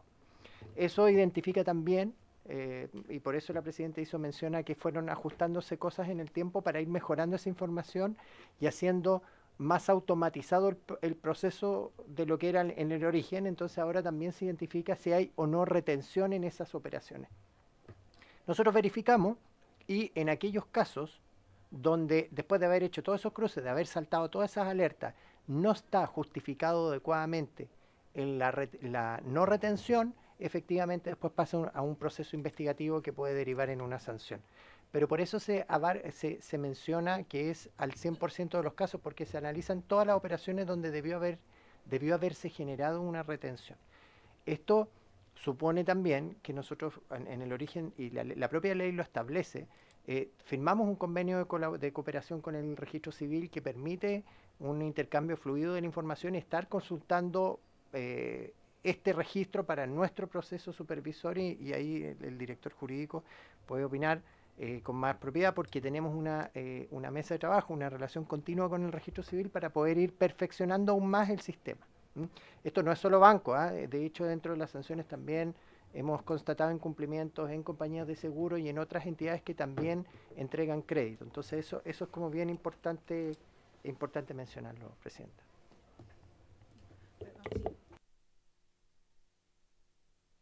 A la pregunta técnica concreta, si está operativo, está operativo. Está completamente operativo. ¿Otra duda, diputada Mix? Gracias, Presidenta. Estaba pensando en los 140 casos donde hubo sanción, ¿no? Finalmente se sanciona al banco.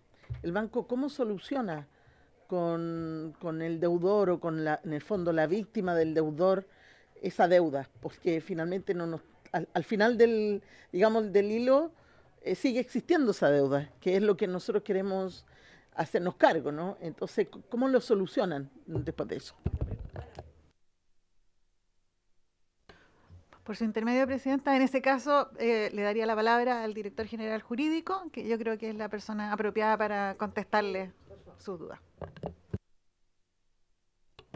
¿Ahí sí? Ya, por su intermedio, Presidenta, ¿qué es lo que... A ver, sin perjuicio que el rol CMF, y como ustedes saben, las multas son a beneficio fiscal, así que por lo tanto la multa, sin perjuicio que la ley establece, que es el duplo del monto que se debió haber retenido, como había explicado la Presidenta, es el foco fiscal. ¿Qué es lo que se está dando en la práctica? Entonces, apuntando a su pregunta, diputado Mix, en muchos de los casos se nos ha planteado los mismos sancionatorios que después del proceso de formulación de cargo, o sea, primero, como explicó el director general de supervisión, se hace la verificación online, se hace la verificación de supervisión de los casos que saltan, y si aún no hay una aclaración o una respuesta adecuada, pasan al sancionatorio. Y en la gran mayoría de los casos, diputada Mix, que se puede ver incluso en las mismas resoluciones sancionatorias, cuando ya llegan a que hay una investigación sancionatoria a cargo de esta unidad que explicó la Presidenta de la unidad de investigación, muchas veces llegan las entidades financieras a decir como un aspecto como de remedio del mal causado de que llegaron a una situación de, por ejemplo, haber hecho la compensación adecuada de la retención que no hicieron. En la gran mayoría de los casos se logra eso. Ello independiente de que, como estamos en el marco de un administrativo sancionador, y más aún como la ley expresamente establece cuál es la sanción que se aplica, ustedes ven, y es pública la información como la describió la Presidenta, de que sin perjuicio de que por esa vía se han ido solucionando buena medida de los casos que se han detectado de infracción, igual nosotros tenemos que cursar la infracción porque se detectó y pasó todo este tiempo como para que hubiera una solución, y se aplica la sanción que es multa de beneficio fiscal.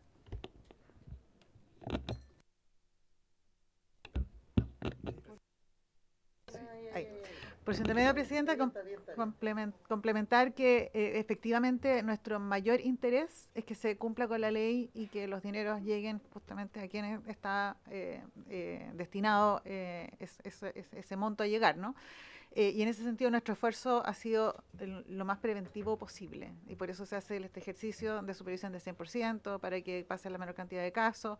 Y hemos tenido una conversación permanente también con las mismas entidades bajo fiscalización para que en el caso de que se detecte tarde con este ejercicio previo a que ya se vaya al sancionatorio, porque al final del día la sanción va a beneficio fiscal y lo que interesa es que se le pague al alimentado. Por lo tanto, eso es lo que tratamos de hacer a través de nuestra labor de supervisión. Nuestro objetivo no es llegar a la sanción, es llegar al pago. Ya, pero los datos, perdón, Presidenta, pero de esos 140 en particular... Les podemos mandar los datos de cuántos de esos efectivamente terminó ¿Pudieron con solucionarse se pudo solucionar el pago. medianamente? Le mandamos el dato. Ah, es importante, eso es muy importante. Sí. Muchas gracias. Bueno, muchas gracias por su exposición. La verdad es que todavía nos quedan varias cosas como para ver probablemente ajustes normativos, a lo mejor darle una vuelta de cómo seguimos ajustando la legislación. Creo que es importante sobre todo obtener elementos actuales, ¿no? Los datos son muy importantes para cualquier discusión que podamos hacer en esta comisión. A nosotros nos gusta legislar en base a la evidencia también y por tanto todos estos insumos son relevantes. Así que esperamos, por supuesto, si nos pueden hacer llegar la presentación y por otra parte los datos a los cuales se comprometieron recién. Sí, diputada, para que pasemos a los puntos varios ya me comprometí. No, sí, es lo último. Lo que pasa es que yo no quiero dejar pasar las felicitaciones, en realidad. Porque uno ve y lee el compromiso, ¿no? Aquí vino la Asociación de Municipalidades a decirnos, pucha, es que si, pucha, complicado, porque las licencias de conducir, si no las entregamos, nos afectan el presupuesto municipal. Entonces nosotras quedamos así como no podíamos entender. Estábamos hablando de una ley, una norma a la que tenían que cumplir, pero lamentablemente estaban más preocupados de lo que afectaba a las arcas municipales, evitar entregar esa licencia de conducir a quien era deudor, ¿se entiende, no?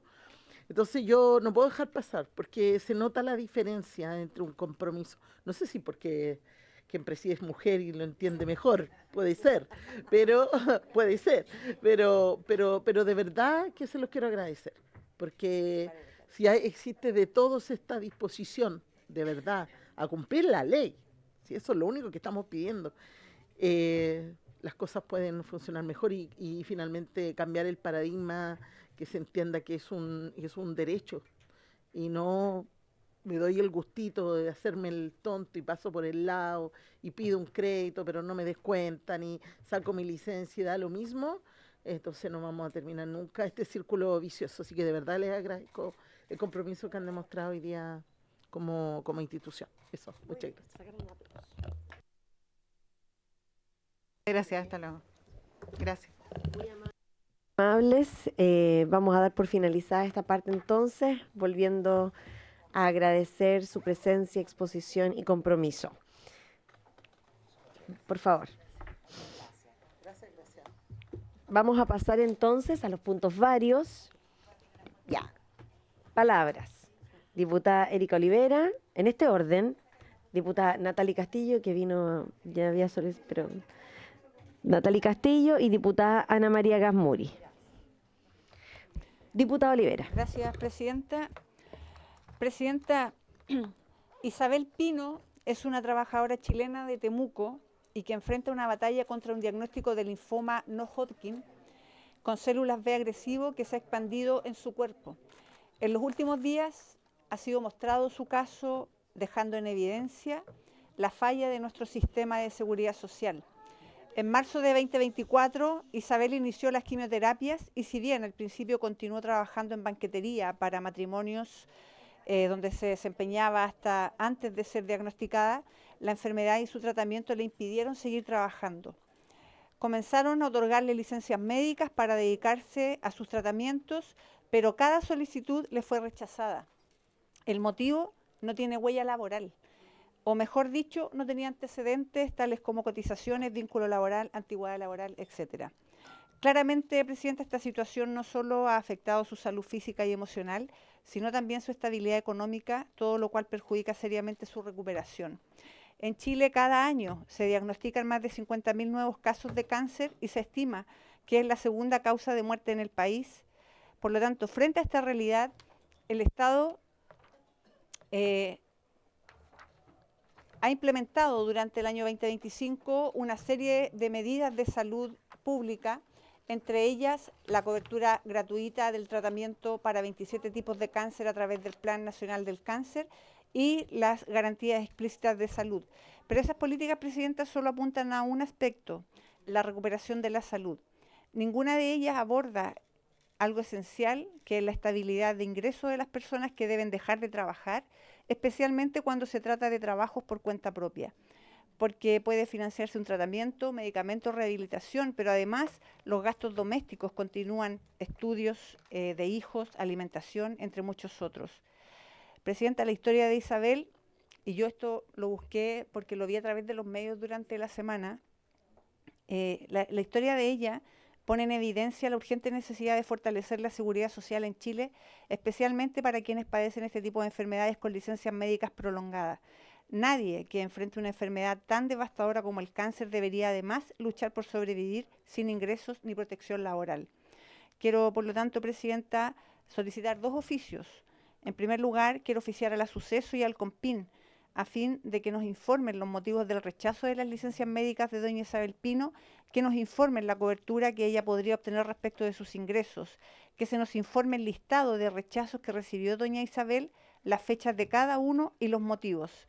En segundo lugar, Presidenta, quiero oficiar al Ministerio del Trabajo y al Ministerio de Salud y al Ministerio de la Mujer y Equidad de Género a fin de que nos informen sobre las políticas públicas que se están implementando o que se están estudiando implementar para garantizar un ingreso mínimo para aquellos pacientes que padecen este tipo de enfermedades y que no tienen acceso a una cobertura por licencia médica, y en particular cuando se trata de pacientes mujeres, que son la principal fuente de ingresos en sus familias.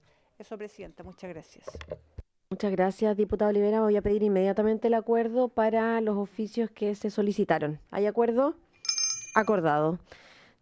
Diputada Natalie Castillo. Muchas gracias, Presidenta.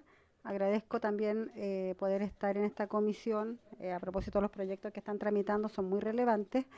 Pero hoy estamos en la Comisión de Género de la Cámara de Diputadas y Diputados porque creo que es necesario y la nobleza obliga cuando tenemos que agradecer en este caso a la ministra Jimena Aguilera del Ministerio de Salud, a su encargada de Género y Derechos Humanos del Ministerio de Salud, a la doctora Paula Araya. Esto a propósito de una situación bastante compleja que estamos viviendo en la región de Coquimbo, en la comuna de Canela, en el hospital Humberto Elorza Cortés de Yapel, a propósito de violencia obstétrica, de diversos casos que han salido tras la muerte de una joven madre de 32 años, días después de haber dado a luz.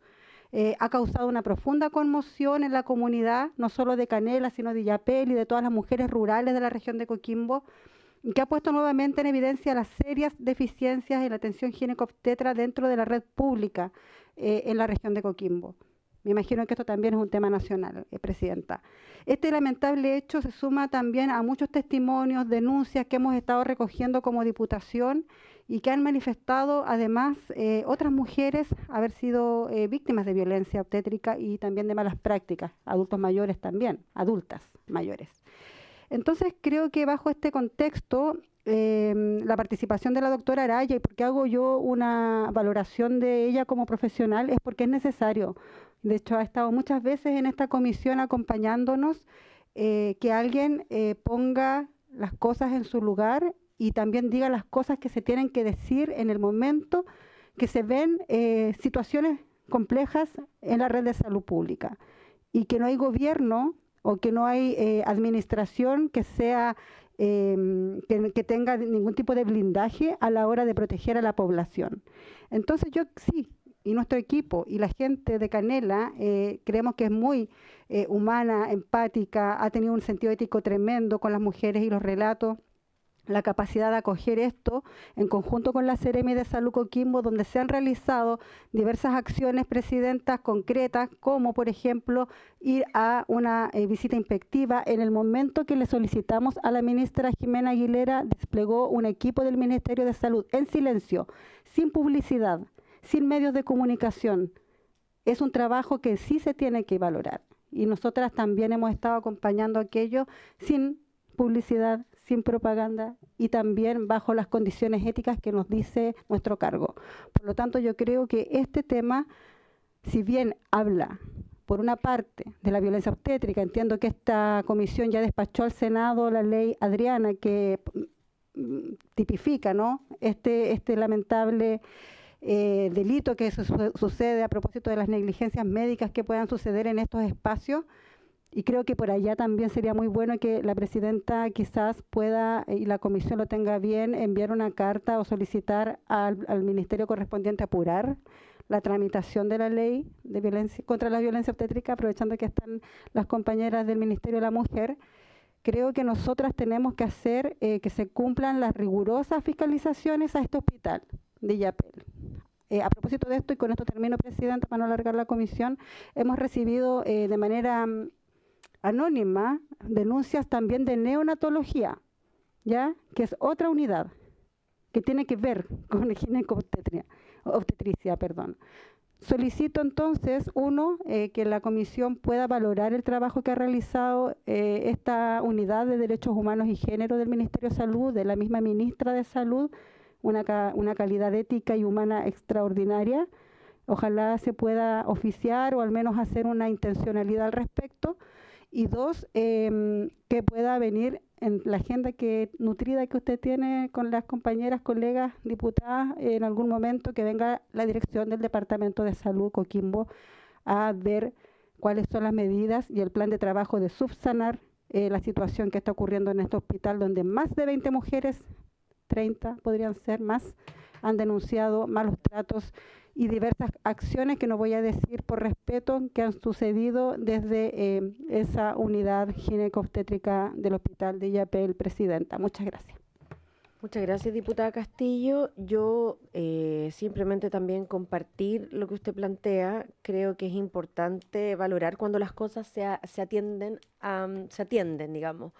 No sé si tan a tiempo por la cantidad de casos de los que usted está hablando. Además, uno de ellos, digamos, con la terrible consecuencia de muerte. Entonces, no sé si le parece a la comisión acceder a la solicitud de la diputada Castillo de enviar una nota al Ejecutivo para que se agilice la tramitación de la ley Adriana, pero además atender a la solicitud que quizá pudiera venir la ministra de Salud, el director del servicio y el subsecretario de redes para ver este caso, que me parece que es más que puntual además, ¿no? Entonces, entendiendo la gravedad, no sé si les parece tomar ese acuerdo. Sí, acordado. Diputada Gasmuri y después diputada Mix. Es por el punto. Van a cambiar el orden, perfecto. Y vamos a cambiar el orden por lo siguiente. Yo le agradezco el punto a la diputada Castillo, presidenta, a través suyo. Pero yo no voy a ser tan amable con el Ministerio de Salud. Esa es la verdad y lo voy a decir aquí sin ningún problema.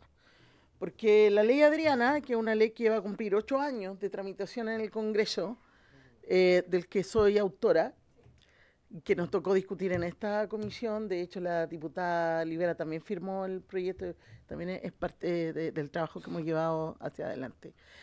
Y ese proyecto se despachó con cierta rapidez desde la Cámara, incluso lo retuvimos al inicio de este periodo para hacer algunas modificaciones para que armonizara con las otras leyes que habíamos aprobado, como la ley Mila y otras que incorporan a las personas gestantes. Bueno, esa ley llegó al Senado, ese proyecto de ley llegó al Senado, se tramitó también con rapidez en la Comisión de Mujeres y Equidad de Género del Senado, con harto apoyo del Ministerio de la Mujer, también lo tengo que decir acá. Se mejoró harto, hizo que hablara con la ley integral. De hecho, por esa razón es que la ley integral, que busca erradicar todo tipo de violencia y asegurarle vivir en una vida libre de violencia a las mujeres en nuestro país, incorpora por primera vez el tipo de violencia ginecobstétrica en el listado de los tipos de violencia que considera la ley. Hasta ahí todo perfecto, ¿no? Avanzando bien, Comisión de Mujeres, pasa a la Comisión de Salud y ya lleva 3 años en la Comisión de Mujeres, de Salud del Senado, porque el Ministerio de Salud no ha tenido interés en hacerlo avanzar. Entonces, por eso que, a propósito de la denuncia, que también esta semana y última semana hemos recibido, no solo de la Cuarta Región, del Hospital de Maipú, de Magallanes, varios casos que siempre me llegan, porque nos buscan mucho a propósito de la ley.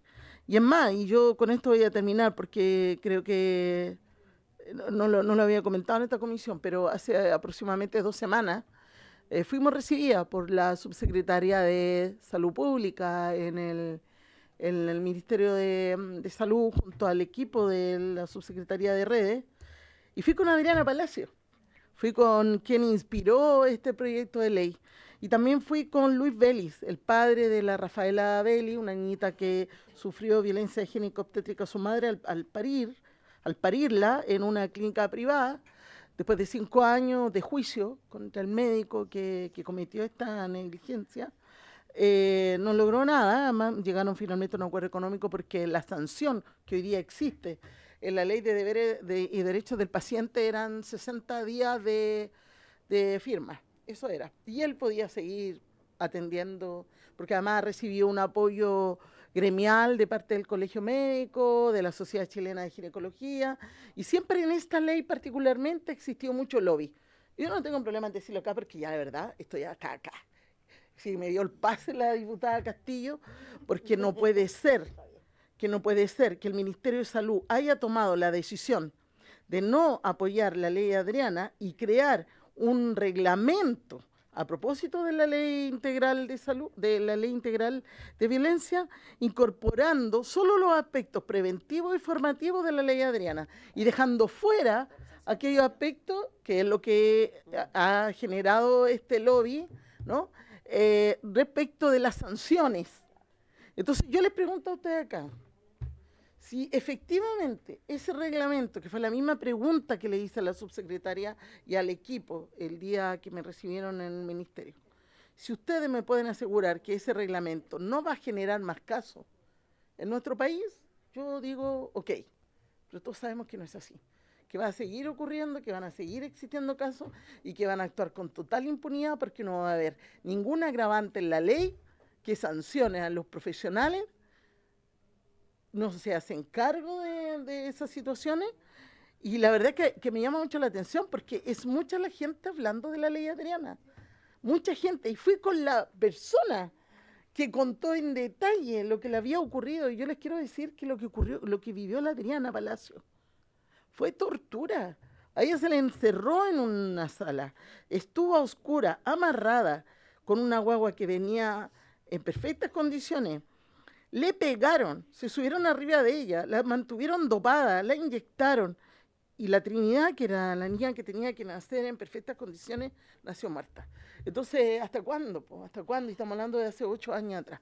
Entonces, perdonen el exabrupto, pero no puedo felicitar a la ministra, perdónenme. No puedo, porque ha sido ella, y aquí lo digo con total claridad, que ha bloqueado la discusión de este proyecto en el Senado.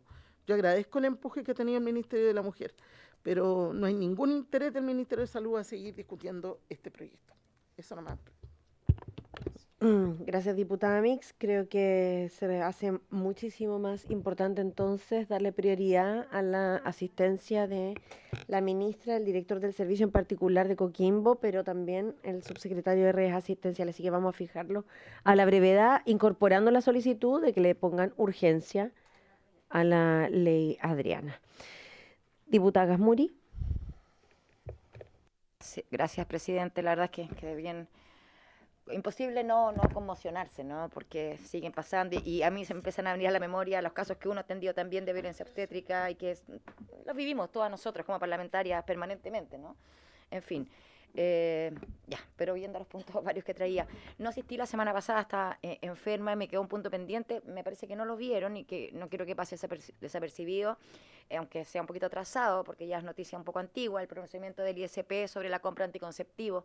Yo creo que solo con receta médica, todos hemos conocido aquello, yo quiero manifestar mi preocupación, que yo creo que es compartida también, porque más allá de que la ministra pueda indicar que muchas veces no se ha cumplido la exigencia y por eso se pensaba que no estaba sujeta a receta médica, a mí lo que me preocupa es la situación en que quedan las mujeres en nuestro país que están en sectores rurales, en labores de trabajo remunerado y de cuidados que no les permite acudir a un centro asistencial o a un ginecólogo o una matrona para que le emitan la licencia, o sea, la receta. Aquí estamos poniendo barreras de acceso a la salud sexual y reproductiva, básicamente, ¿no? Entonces, realmente, yo no sé, incluso un poco en broma se decía por ahí, quizás esto fue a propósito a raíz de la baja tasa de natalidad, digamos, que me parece que es una broma, que así lo he escuchado, porque pareciera que hubiera una intención de que esto fallara, ¿no? Entonces, pero a mí me preocupa muchísimo y también sumo que aquí hubo una declaración de la Unión de Dueños de Farmacias Independientes de Chile, no sé si tuvieron conocimiento, en que dijeron, y si me puedo tomar un segundito para leerlo, como gremio que atiende día a día a miles de mujeres en todo Chile, hacemos un llamado al Gobierno y al Congreso Nacional a abrir esta discusión con sentido de urgencia. La exigencia de receta para anticonceptivo en su aplicación actual está generando barreras concretas para mujeres que no tienen acceso oportuno a una atención médica. Esta realidad se vuelve especialmente crítica en regiones, zonas rurales, localidades donde ni siquiera hay presencia regular de profesionales de la salud. Es una situación completamente distinta a la que se vive en la capital y es hora de que las políticas públicas lo reconozcan. Reafirmamos nuestro compromiso con el cumplimiento de la normativa vigente y un servicio de calidad ético y profesional, pero también con el respeto y la promoción de los derechos humanos, en particular los derechos sexuales y reproductivos de nuestras usuarias. Las farmacias independientes son muchas veces el único espacio de salud accesible para miles de chilenas. Que es bien increíble escuchar esto, ¿ah? Pero es que es verdad. Escuchar su voz y responder a sus necesidades es también una forma concreta de avanzar en equidad, nos dice esta agrupación, ¿cierto?, de farmacias, que yo creo que es muy importante. Y por lo anterior, Presidenta, yo quisiera que se pudiera también, aprovechando, invitar a esta comisión a la ministra de Salud, Jimena Aguilera, así que la traemos para varios temas al mismo tiempo, ¿cierto?, para que nos pueda dar cuenta de los vacíos que quedarían y de cómo se estaría combatiendo la dificultad en el acceso a mujeres, a jóvenes también, ¿no?, que no acceden tan fácilmente a una consulta médica, a obtener una receta, y para poder solucionar este tema y que no estemos frente a una barrera de acceso de los derechos sexuales y reproductivos. El segundo punto, y por eso el acuerdo para poder citar, ¿cierto? Tomémoslo al tiro y que podamos invitar en la misma sesión, yo creo, para que no vamos a hacer 2 veces, a la ministra de Salud. ¿Sí? Perfecto. Gracias. Y el segundo punto, Presidenta, que quería tocar, el caso de una joven funcionaria de la PDI que está pasando por una situación bastante compleja. Hace algunos años ella denunció a un compañero de trabajo por delito en la esfera de la sexualidad, que terminó en una salida alternativa en el Juzgado de Garantía de Santiago y que derivó por ende en un sumario administrativo interno y en una profunda depresión de la víctima, no solo por los hechos de abuso, sino que también porque toda la institución, o al menos sus compañeros cercanos, se vieron involucrados como testigos o se enteraron del proceso y de las razones de su traslado a otra región. Luego de ese episodio y con apoyo profesional de la salud mental de la misma institución, hoy se ve enfrentada a un nuevo capítulo que dice relación con el inicio de un sumario administrativo en su contra por encontrarse con licencia médica y estudiar, todo dentro del proceso de recuperación de los hechos vividos y con autorización de los profesionales de la institución con quienes lleva a cabo el tratamiento. Es más, a diferencia de otros sumarios que demoran años en adoptar medidas cautelares, ya se le notificó a la inspectora que se encontraba suspendida de sus funciones por estar asistiendo permanentemente a la universidad mientras se encuentra con licencia médica psiquiátrica. Por tanto, en virtud de lo expuesto, solicito que se recabe el acuerdo de esta comisión para oficiar a la Policía de Investigaciones con los datos reservados de la inspectora afectada, a fin de consultar sobre la justificación normativa del inicio del sumario y de paso solicitar los antecedentes que justificaron el traslado del inspector denunciado en este mismo caso a la Brigada de Delitos Sexuales de la PDI de Valdivia. O sea, el denunciado por los delitos sexuales fue trasladado a la Brigada de Delitos Sexuales de la PDI de Valdivia, aun cuando se llegó a una salida alternativa en la causa consistente en un acuerdo reparatorio y el pago de indemnización a la víctima. Entendemos que por un tema de probidad no debería prestar servicio en dicha unidad, ¿cierto?, habiendo sido denunciado por delitos sexuales. Y también vamos a hacer llegar los antecedentes a la Secretaría. Pero quería hacer, digamos, con mucha indignación, mirar esta situación y ver si podemos citar a la Policía de Investigaciones para dar cuenta de la situación de esta funcionaria, que desgraciadamente, y todos lo sabemos, cada vez que traemos un caso acá, es como un caso que representa a tantos otros, ¿no?, a muchos otros que subyacen, y eso es así. Entonces, me gustaría que pudiéramos darle espacio también a esta situación y poder atenderla. Ese sí, tomamos el acuerdo para oficiar sobre el caso en particular que plantea la diputada con todos los Gasmuri, antecedentes pero ahí, que secretaria. podamos citar a la Policía de Investigaciones, su director general, y luego él verá a quién deriva o si viene él a la audiencia. Pero, no, pero para por último que vengan a exponer acerca de las medidas, protocolos, de la actualización. ¿Les parece? Bien, acordado. Diputada Romero.